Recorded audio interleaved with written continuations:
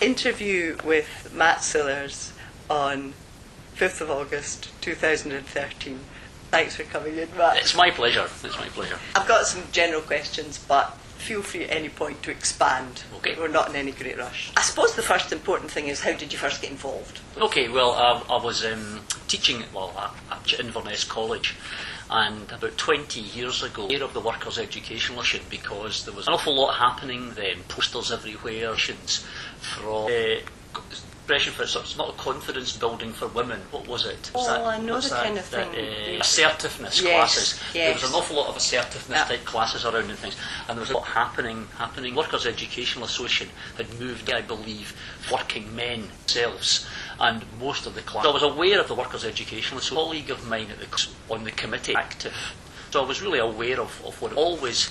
Thought that the workers' education, because I come from a socialist family, a socialist background, so the ethic of people educating masses that were geared. And Gail approached me one day and suggested that I run a psychology class, that perhaps I could put a proposal. And had a psychology class while, and she thought it would be. So I put a proposal in to some sessions, and I was invited along to discuss how I would do it and they said, yeah, go for it. And that was it. It was as simple as that, really. The only thing they didn't want was the title, which I had for it was Sex, Lies and Psychology. First lie being there's no... But they didn't really want to back the paper, so they said, they said I just had to call it psychology. That was it. Not nearly as exciting. I think that would have might have brought in a different set of students, right enough. But the thing about my proposal, which was different to the psychology they'd had in the past, was psychologists had been using this stuff, self-development sort of thing, whereas I come from a harder scientific edge. I was interested in science and psychology, and I wasn't sure whether they would, but they did. They said, yeah, that sounds really interesting. I prepared, I think it was a series of 10 pattern for them, and then they said, well, that's not actually how we do it. Then they said that the WEA has students say what they're interested in, and the tutor has to facilitate that. So I then went back and I wrote an of potential classes which I was going to present tonight, see how they wanted to work more with mission. But actually, when I got to the first class, they all said, that sounds great, we'll just do the same what you said there. So there wasn't really much in the way of negotiation. I think that's possible because the students didn't really know a great deal about what was in psychology. When they saw the list of things I'd written, that was how it started. So you taught psychology to a number of students over a period of time? Yeah, I think I did about 10 years to finish up. Aye. it was a lot. And I tried not to repeat myself. What sort of students were you getting then? What sort of people? Well, mostly women, but a smattering of men, where the classic wife at home, out into the world this time, perhaps after the children had perhaps secondary school, or perhaps had even left home. A lot of young people, surprising number of young people, but just a huge age. I started teaching for classes. No idea who was, simply advertised, booked a room, end of the class. And it was something like 50 people. And tutor had to collect money. First class I went to, and I had a flip chart, a Workers' Educational Association flip chart and a green pen, no handouts, no photocopies, no nothing, and hours of 50-hour class to run. But I had to treat that one as a lecture. Not really the double chatting, but I had to teach for that one. And then I had to collect the money in the way out. So there was a queue of 50 folk giving me 50 pences or pounds, whatever it was, And then the next morning I had to take down a big bag of money to Hilary in the office. She was gobsmacked because we had no idea how many were going to. That's what it was like for the first 10 weeks. Every week they all came back. But after that I had photocopies. It went like that for several years. Excellent. So do you think that way of working, the WEA way of working, where the students have a strong input to what's delivered, does that suit you? Is that? It kind of does. But there's also an agenda that I have. I'm very keen on trying to enable people. Part of the deal with talk about a particular, but also talk about the psychology. Psychology has that sounds rather radical, and psychologists change their mind and I become very sceptical about most psychology. But I'm also passionate about psychology. I have this passionate about the thing, half of what I read. I'm very interested in the history of psychology, which I think has fitted in with the workers. What I would do is take a history of how that switched from track to track, how people had challenged each other. What I was doing was not just topic, but also how that doesn't fit terrible students will develop. Because you need to have the topic as a focus on something and then bring in all the other stuff. It was kind of difficult to work. What I did was I decided, the students liked this. I said I will treat every class like the programme Horizon, the science programme, and I think Horizon's a wonderful hour. It tells you everything. That's the way it worked. But I would also put out and saying, is there any? And occasionally I would get things like, I think the key one that came back was child development. And I think that's possibly because sleep patterns, because children weren't sleeping, so they wanted to know about this kind of thing. So a lot of it came from the science of psychology. We're going to look at how we think. Unless you know a bit about psychology, of try to work within it. That was kind of hard for me. Critical thing. But surely that is something that could then... Exactly. One of the things that I believe psychology, we can't take any science out of the socio-political culture that America is of applied science will solve all problems, where it's science for science's sake. Explore the social-political. In the 60s they thought something, in the 70s specific to psychology. I think the workers' educationalists will have useful knowledge, really useful knowledge, is understanding the social... So that gives me a picture of what the students were getting out of it, really. That they're not just poor topics, but had a broader application. Yeah. I also wanted to entertain. I wanted people to come out, have fun. I think you have to entertain. Education should be fun. So they want to come back. And they want to come back because they're genuinely more signed up for 6 weeks. So, given that fun was part of the ethos of what you were doing, are there any particular memories that stick out for you? Funny things that happened, or groups that were particularly good to work with? Yeah, no, just not. Funniest thing that ever happened was having to teach in a bathroom. But that was very late on in 7 when we were down. Because once you've covered self from education, that the first class picks up everybody who's been sitting around for years, and then the third and the fourth class you get smaller numbers, because it's a long time in the psychology. To get to that point though, it was 5 years before I was considered to be a good class size. Yeah, quite a viable class. Yeah. But the Beaufort Hotel began to have this reputation. But no, we didn't actually teach in the bathroom. We didn't teach in the ensuite. We had to put in the ensuite. We had to dismantle the beds, bathroom, and bring chairs up from the bar to run the class. So that was rather bizarre, but it's not a story about the students themselves. It's more about the Beaufort Hotel and their rather bizarre way of dealing with us. But we did it in the bar quite often as well. A bit more relaxed, I think. A bit more relaxed. So, must have been quite a lot of students. Were there any that you're aware of, students who, partly from what you were doing, went on to do different things? Yeah. I was also teaching evening, and we thought, this is prior to... Sorry, I'll just switch this off. The college, prior to the SQA developing cycle, I started teaching a GCSE, Northern Examining Board. Paperwork didn't arrive in time for the classes to start, so I taught Freud because it was bound to be in it.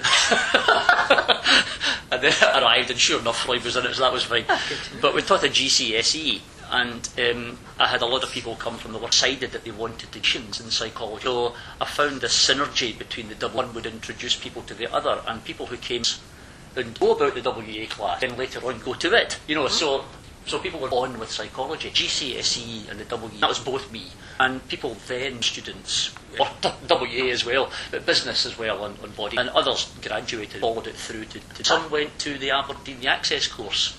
Oh yes, I remember some that. Went to Aberdeen and did the 6-week Access course to Aberdeen. That was folk actually moving from an interest level, if you like. That's right, yeah. WA, but getting enough out of it to then look for qualifications and then to move on to qualification level. Yep. That's quite... Yep.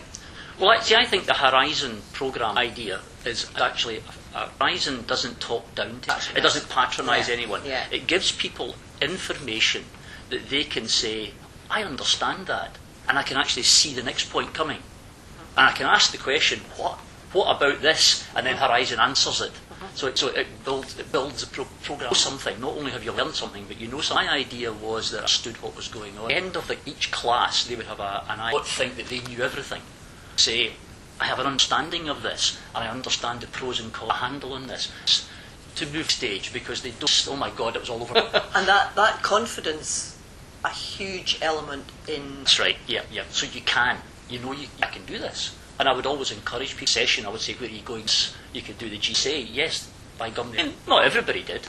But I think I haven't got numbers, carried on learning. And I think that you said two things there, part of that. One was giving folk confidence, understanding, actually knowing what it was they were learning and gaining. But also what you casually there was. Yes, So, which is it's a classic pattern of guiding folk on. It is, because if you don't know where to go, that can be a huge barrier. Yeah, exactly. You stop. I think people came back year after year. I did. I mean, the reason why I tried not to repeat a class ever was because I had many people coming back. And there's no back in just sitting through the same. I would do I would say, right, okay, tonight's topic is this. Oh my God, I know nothing about this topic. And I would just get I've got a huge collection of get them out, and I would study of that topic. That sounds like a huge amount of work. Yeah, it was actually, but it was great fun. I was learning a tremendous amount because you only cover certain things in your degree. There was things I had never covered, ever. I would just look through some psychology magazine. That's a good topic for the WA. Let's do that one. And then I would have to learn it. So, and it really made because my psychology degree gave me the basic principles. Therefore, I was equipped, but I didn't have the topic. All I was doing was adding the silo on that this week, silo on that the next week. Basic principles. Find yourself directing people to further reading as well. Yeah, in fact, what used to happen was there was Leakey's at that point was in the also some second-hand books. What would happen was I would bring WA students in there as we were all trying to find some second-hand psychology textbooks. There was 2 psychology textbooks out at the time, and I would say if anybody wants, most of them would be interested during the week, trawling, and someone would say, "Oh, I saw a really good. There's 2 copies of this in that book. I don't know if you want it in that shop. I don't know if you want one." And we sort of run around trying to get it before anybody else. So it was quite good fun. It does sound like good fun. So obviously it had an impact for students, more for some than for others. And impact for you? I mean, you've spoken about learning things that you didn't know. Yeah. I think it had a tremendous confidence. It's been about 3 or 4 years. Anything. I studied it to master's level. I read in depth about these things. You're reading to teach. You've got questions people will ask. You're not just regurgitating. You haven't reflected upon it for a lot. Well, the possible issues with this idea are A, B, and C. And you haven't done that bit of thinking, silence in the class where you can't think of it, saying you go bright red and you get really hot. You've been there, done that. You flounder. So the way in which you have to read teaching is different. I learned the technique. So here's a topic. Let's think about it in different ways, and let's structure this, that. I would do a wee lesson because I'd just read it that day. It wasn't in longhand. I might have forgotten a bit. Did forget a bit. It was there and I could read it. Say, I've forgotten a bit. I'll just read you my notes. And everybody would laugh and it would be fine. But without that backup, the idea of what I'm going to say next. And of course, there was no computers. I had a flip chart, a WA flip chart, and a pen. That was the resource. I really like that. You're not tied to slide coming up. It's the next slide. You're not tied to that by your wits. So the flexibility is there, and if the interesting question comes up, then you can wander off into that direction. Tangent, without any problem. And without the rigidity, certainly at that point, of working people towards qualification. It was for its own sake. It was, yes. And there was no Google. I mean, none of none of this. Everything came out of books. Nothing was Googled. How things have changed. It really is gobsmacking. I didn't word process anything. Everything was in Polly Pockets, handwritten notes in Polly, and I'm still using some of them. Chai delivers the stuff on working stuff that I originally found. Brilliant stuff. I'm just using it in a different way now. But so that's how it's contributed. Is I have at my fingertip. That's really interesting. That was what's striking me is the continuity of this. That this doesn't exist in isolation. No. Although for some people it'll be their only contact. Do that, and that'll be enough because they've got the fun out of it or whatever. But the possibility of it continuing as well, I think that's really interesting. I learned. So what I would do is deliberately set myself topics. Because by year 5, year 6, we were running out of topics. We were running out of topics, So I would set myself subtopics. aspects of memory rather than just memory. Oh yes, one year child development psychologists, Spock, Piaget, and it was someone from the way in the pin, and because I had 3 books by them. And what we did was we did a class on comparing their approaches. How it was parenting. That's what it was, So how does Spock talk about that fit into the 60s milieu, Jay in the 70s, that sort of thing. So I would deliberately set top challenge me, something new. Also challenge me to find a valid hook. You always had to, once you found the hook. So it's constantly taking into account audience. Well, the audience, yes, group. You have to work purely from their perspective. Also, because I was a snapshot class, I developed them. Second class or the third class, it might reappear. But I couldn't say, do you remember what we're talking about 3? I had to just pretend it's sure that they got out of it as somebody who was there 3 weeks ago. Stand-alone snapshot. Set myself the challenge of doing that. It's quite hard at times. Back in this, I think I must have been. Normally, these classes would have continued 6 weeks. Get them to do something this week, go watch a TV family, come back in luxury, because I couldn't guarantee they'd be back. Yes. So I didn't bother. Yeah. Years of this, and sometimes I would do 3. Pattern varied depending on and where the demand was and what people were looking. Did I pick you up correctly that you also taught sociology at one point? Yeah. Well, much later on, towards the end of probably about maybe. I moved away from psychology, disillusioned with psychology, considering the kind of society that I want to ask, and I became more interested. Also, a photography list can be interpreted. Very simple sounding media studies, take photographs, and you interpret them, and you say, But I became interested in an area called semiotics, which is signs within all sorts of different. Discovered that there was a visual sociology society through some visual data. So I thought, well, maybe the Workers' Educational Association would be interested in this. So Hillary had a anniversary. It was an Invergordon speaker, and I'd been twittering on about visual sociology. So she said, "You come and talk about visual sociology then." So I did a 20-minute talk on what visual sociology was, and at the end of it, there was all these folk coming up saying, "Is there a class in this?" So Hillary said, "Oh, well, all right then." So we ran a class in the Spectrum Centre. It wasn't like the psychology, sexy and popular. We had about 15 people, and it was done in the induction of the fifth. Why does this interest you? I actually brought family snaps, and they were desperate to show me these. And I brought theory-structured class like I had with psych. That went very well. Really tried to run it again in Distro. In fact, I had taught psychology for the centre several years in Dingwall. I was doing Inverness on Monday or something like that in Dingwall on a Wednesday. It was busy. But the Dingwall class just lasted 2 classes, and they drifted, and it packed. But that was in the days of pre-small groups, and we weren't sure if it was viable and things. But yeah, so the sociology wasn't really quite. But an interesting one. But yeah. And again, offering something which hadn't previously been offered. Exactly, and I'm very interested in the doubles. I've also got a master's background as in community. Very interested in the way in which shit hot stuff. Pass this knowledge on. Educated, working, set out to change the world by voting, then go and make changes to the social. Very interested in that. That came from a tremendous grasp of and in politics, and that's an intellectual grasp. I became worried that the workers' association was franchising people, assertiveness class, women into the wasn't happening. Was the marginalised, I suppose, in the 1970s and the 1980s, as in the 80s, marginalised in society's eyes were working. So therefore, the men's movements. But by the middle of the 20th century, the marginalised were Rick Acts, all these sorts of things. But the Workers' Educational Association discovered that many men still disenfranchised. So getting them out of the home, inactive, plastic, but the next stage, the intellectual bit, happening. I didn't see it, and I thought that's what I could contribute. The big problem with being a man within that type of organisation at that time is you are a man, and the feminist movement. And I had to teach feminism. Stupid teaching feminism, really difficult. Dangerous, in fact, teaching feminism to a bunch of women when you're a man. It's just not going to happen. So I was very aware of this, that my role, consciousness of women, capacity of everybody. And if women were there, that was fine. That was fine. But I felt that the intellectual element needed to challenging their society. You have an element, how to change the world. Because that's actually that's my fundamental. I've told you this before. The reason I came in to change the world.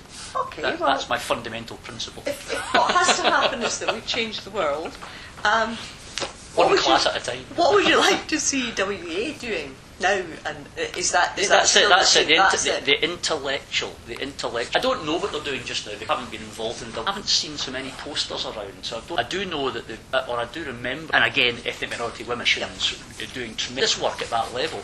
But again, I think there needs to be. I don't think that marginalised women city for it's there. It's not there. So you've got to go the next bit. You've got to go.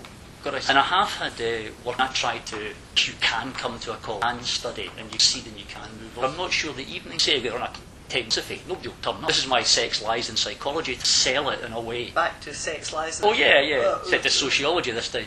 I don't know. It's really difficult. Sure, into society, into under society, but they've done those things into something. I think we just struck it lucky with psychology. A wee niche. It just was.